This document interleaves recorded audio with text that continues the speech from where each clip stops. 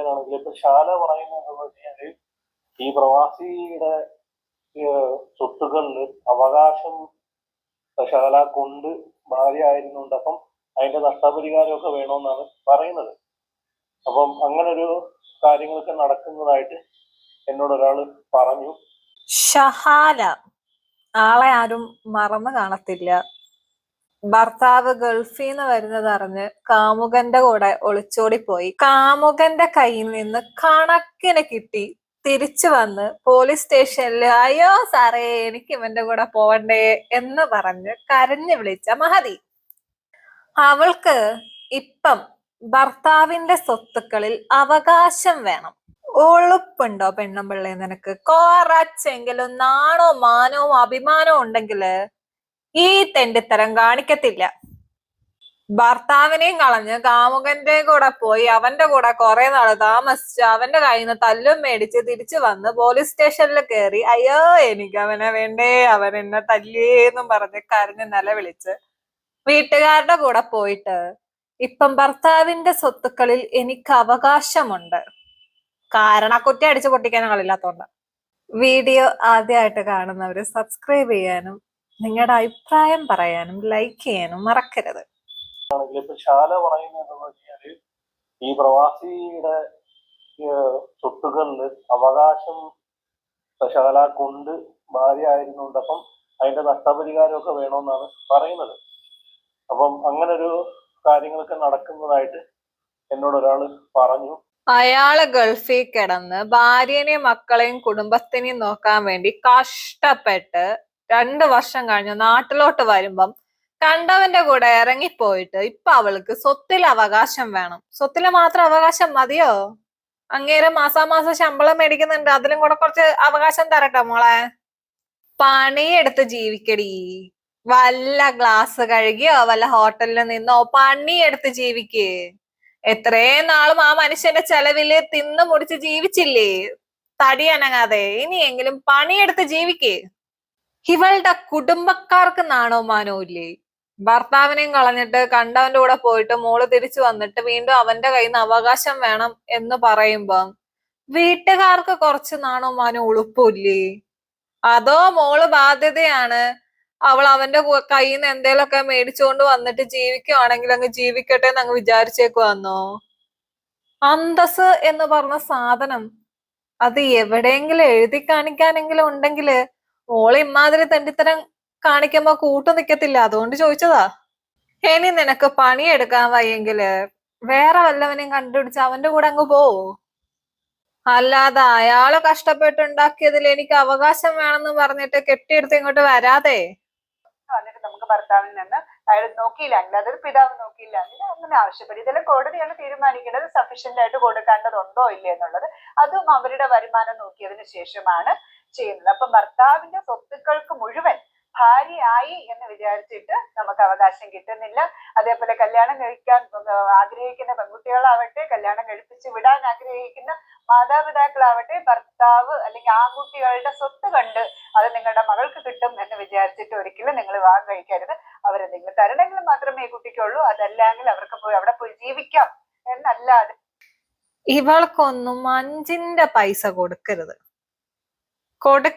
കോടതിന്നാണെങ്കിലും പോലും ഇവൾക്കൊക്കെ പോസിറ്റീവായിട്ട് ഒരു നടപടി ഉണ്ടാവരുത്. പിച്ചെടുത്തിട്ടാണെങ്കിലും ജീവിക്കട്ടെ. അല്ലാണ്ട് ഇനിയും ആ മനുഷ്യൻ ചെലവിന് കൊടുക്കണം, മാസാമാസം ഇത്ര കൊടുക്കണം എന്ന് പറയരുത്. കഴപ്പ് മൂത്തിറങ്ങിപ്പോയതാ. എന്റെ ശകല, നീ എത്ര കരഞ്ഞിട്ടും യാചിച്ചിട്ടും യാതൊരു കാര്യമില്ല. നിന്റെ ഭാഗത്ത് വന്ന ഒരു ചെറിയൊരു മിസ്റ്റേക്കാണ്. ആ ഒരു മിസ്റ്റേക്കാണ് ഇത്ര വലിയൊരു ചർച്ച വിഷയമായത്. ഈ നായൻകട്ട റാപ്പ് എന്ന് പറഞ്ഞാൽ ഈ വൃത്തികെട്ട കളവൻ ഇയാളെ കൂടെ ഇറങ്ങുമ്പോ നീ ഒരു നിമിഷം നിന്റെ മാപ്പിള ചിന്തിച്ചു. ആ മകനല്ല നീ കൂട്ടിയത്, ആ മകന്റെ ഉപ്പാനെ നീ ഒരു നിമിഷം കൊടുത്തു. അയാൾ ബ്ലാക്ക്മെയിൽ ചെയ്യുന്ന സമയത്ത് നിനക്ക് നിന്റെ വീട്ടുകാരുള്ളോ അല്ലെങ്കിൽ നിന്റെ മാപ്പിളിന്റെ വീട്ടുകാരുള്ളോ? മാപ്പിളോട് പറയാൻ ധൈര്യമില്ലെങ്കിൽ നിന്റെ വീട്ടുകാരോട് മാപ്പിള വീട്ടുകാരോട് പറഞ്ഞിട്ടുണ്ടെങ്കിൽ ഇപ്പൊ ഈ ഒരു വൃത്തികെട്ടവന്റെ കൂടെ ഇറങ്ങിപ്പോണ്ട ഒരു ഗതി നിനക്ക് വരട്ടെ എന്നുണ്ട് ശാല. ഇയാളെ കുറിച്ച് അറിഞ്ഞപ്പോ ഇയാളൊരു വൃത്തികെട്ട ആളാണെന്ന് അറിയാൻ പറ്റും. തമിഴ്നാട്ടിൽ നിന്ന് ഒരു പെണ്ണിനെ പ്രഗ്നന്റ് ആക്കി അവിടെ നിന്ന് കടന്നു കളഞ്ഞു. അത് നാട്ടിൽ നിന്ന് ഒരു പെണ്ണിനെ 17 വയസ്സുള്ള ഒരു പ്രായപൂർത്തിയാവാത്ത ഒരു പെണ്ണിനെ പീഡിപ്പിക്കാൻ ശ്രമിച്ചതിന് പേരിൽ ആ നാട്ടുകാർ പണി കിട്ടി. പിന്നെ ഇയാളെ സ്വന്തം ഭാര്യ എന്ന് പറഞ്ഞ ആ ഒരു പാവ സ്ത്രീയെ അതിക്രൂരമായി മർദ്ദിക്കുന്ന ആളെ കൂടെയല്ല നീ ഇറങ്ങിപ്പോയി. ആ ഒരു ഇന്നത്തെ ഒരു വൃത്തികെട്ട കളവിന് കൂടെ എങ്ങനെ? അതുകൊണ്ട് നീ അനുഭവിച്ചു കൂടി ഒരാഴ്ച നല്ല രീതിയിൽ ഉണ്ടായിട്ടുണ്ടാവും. അത് കഴിഞ്ഞിട്ട് നിന്നെ മർദ്ദിക്കാൻ തുടങ്ങിയിട്ടുണ്ടാവും. അയാള് ഭീഷണിപ്പെടുത്തിയപ്പോ ഇറങ്ങിപ്പോയെന്നുള്ളത്, ഇതിനെ കുറിച്ചൊരു വീഡിയോ ഞാൻ ഇതിനു മുമ്പ് ചെയ്തിട്ടുണ്ട്. അത് ഞാൻ പോസ്റ്റ് ചെയ്തിട്ട് ഇത് പോസ്റ്റ് ചെയ്യാം. എവിടെയൊക്കെയാടാ നാറി നിനക്ക് അവിഹിതം ഇരിക്കുന്നത്? നാട്ടില് നിനക്ക് ഇത് തന്നെയാണോ അവിടെ വാഴ പിടിച്ചവനെ പണി? നട്ടലില്ലാത്ത നാറി പിടിച്ചവൻ. എടാ നിനക്ക് ഉളുപ്പുണ്ടോ? ഇത്രേ ആയിട്ട് വീണ്ടും വീണ്ടും വീണ്ടും ഇത് തന്നെയാണ് അവന്റെ പണി. മറ്റൊരു പഴഞ്ചൊല്ലുണ്ടല്ലോ, നായുടെ കാല് 12 കാലം കൊള്ളിട്ടാലും നന്നാവത്തില്ലാന്ന്. ഇവനെ തല്ലിക്കൊന്നാൽ ഇവനൊന്നും നന്നാവത്തില്ല. നാട്ടുകാരുടെ കയ്യിൽ നിന്ന് നല്ല 4 കിട്ടണമായിരുന്നു ഈ ഒരു കാര്യത്തിന്. ഇത് അതൊന്നും കിട്ടിക്കാണത്തില്ല. നായിക്കാട്ടം, നല്ല പേരാ നായിക്കാട്ടം. ഇവന്റെ കൂടെയൊക്കെ ജീവിക്കുന്നതിനേക്കാളും ഭേദം ആ സ്ത്രീ ഡിവോഴ്സ് മേടിച്ചു പോകുന്നതാ. ഇങ്ങനെ നാട് മൊത്തം അവിഹിതം ഉണ്ടാക്കി നടക്കുന്ന ഇവന്റെ കൂടെയൊക്കെ ജീവിച്ചു കഴിഞ്ഞാൽ ചീത്ത പേര് ആ സ്ത്രീക്കും ആ മക്കൾക്കും കൂടെ ഉണ്ടാവും. ആ മക്കളെ വരെ കാണും ആ കണ്ണുകൊണ്ട്, അവന്റെ അല്ലേ മോൻ, അവനെക്കാളൊക്കെ തന്നെ ആയിരിക്കും എന്നുള്ള ചിന്താഗതി ഉണ്ടാവും. അതിനേക്കാളും ഭേദം ഇയാളുടെ കയ്യിൽ നിന്ന് രക്ഷപ്പെട്ടു പോ എങ്ങോട്ടെങ്കിലും. ഡിവോഴ്സ് മേടിക്ക്, അന്തസ്സായിട്ട് വേറെ പല പണിയെടുത്തിട്ട് ആ 3 മക്കളെ നോക്ക്. ഇവനാണ് ആ പിള്ളേരുടെ തന്ത എന്ന് നാട്ടുകാരെ അറിയാതിരിക്കുന്നതാ നല്ലത്. ഈ പറഞ്ഞ ഷഹലാന്റെ മകനും ഇയാൾ മർദ്ദിച്ചെന്ന് അറിയാൻ പറ്റും. അവൾക്ക് കിട്ടിയെങ്കിൽ കണക്കായിപ്പോയി. പക്ഷെ ആ കൊച്ചിനെ ഇവൻ തൊട്ടിട്ടുണ്ടെങ്കിൽ അവന്റെ കൈ ആദ്യം തല്ലി ഒടിക്കണമായിരുന്നു. കണ്ടു കിട്ടി തിരിച്ചറിഞ്ഞ സമയത്ത് പോലും ഇയാൾ ഷഹലാനി കൂടുള്ള ആ മകന് ഇദ്ദേഹം ഉപദ്രവിക്കുന്നുണ്ടെന്ന് അറിയാൻ സാധിച്ചിട്ടുള്ളത്. ഇയാൾ സ്വന്തം ഭാര്യയും മക്കളെ ഉപദ്രവിക്കുന്ന ഒരു വ്യക്തിയല്ല ഇയാൾ. അപ്പോൾ ഈ ഷഹലാനി, അത് ഷഹലാനി ഉണ്ടായ, അതായത് പ്രവാസിയിൽ ഉണ്ടായ ഒരു മകന് ഇയാൾ ഉപദ്രവിക്കുക. ഇയാളെ സ്വന്തം ചോരയൊന്നുമല്ലല്ലോ. അപ്പൊ എനിക്ക് ഒന്നേ പറയാനുള്ളൂ, ഇതേപോലെ ഇറങ്ങി തിരിച്ച് ഒരുപാട് പ്രവാസികൾ ഭാര്യമാർ ഒന്നും തിരിവയില്ല. അതോ വിശ്വാസവഞ്ചന കാട്ടിയതിന് പേര് തെറ്റ് പറ്റിപ്പോ പോകുന്ന സാഹചര്യത്തിൽ അത് തിരുത്തി. പക്ഷെ നീ ഏതായാലും ഭർത്താവ് സ്വീകരിച്ചാൽ നിന്റെ ഭാഗ്യം. സ്വീകരിക്കണ്ട, അതിന്റെ ആവശ്യമില്ല. അങ്ങനെ ഗൾഫിൽ പോകുമ്പോ വീണ്ടും ചാടിപ്പോവും ഏതെങ്കിലും ഒരുത്തം വന്നു കഴിഞ്ഞാ. വേണ്ട, സ്വീകരിക്കണ്ട.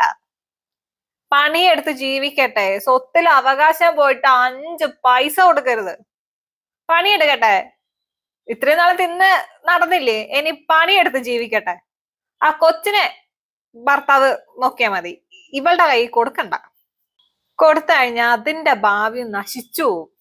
അതുകൊണ്ട് ഇവളുടെ കൈ കൊടുക്കണ്ട. ആ കൊച്ചിനെ ആ മനുഷ്യൻ അങ്ങ് നോക്കിയാ മതി വീട്ടുകാരും. ഷഹാലയുടെ വീട്ടുകാരുടെ അടുത്ത് ചോദിക്കാനുള്ളത്, അന്തസ്സുണ്ടെങ്കില് മോള് പോയിട്ട് അവകാശം ചോദിക്കുമ്പോ അത് ആദ്യം അങ്ങ് ചെവിക്കല്ല് നോക്കി ഒന്ന് പൊട്ടിച്ചിട്ട് അങ്ങ് നിർത്തുക. അവകാശം പോയിട്ട് അവരുടെ ഒന്ന് മുഖത്ത് നോക്കാനുള്ള യോഗ്യത പോലും ഈ സ്ത്രീക്കില്ല. കൂലിപ്പണി എടുക്കുമ്പോ പോലും അങ്ങേര് ഇവളെ അത്രയും നല്ലതായിട്ടാ നോക്കിയത്. എന്നിട്ടാണ് ഈ തെണ്ടിത്തരം അവള് കാണിച്ചത്. ശരി എന്നാ ടാ.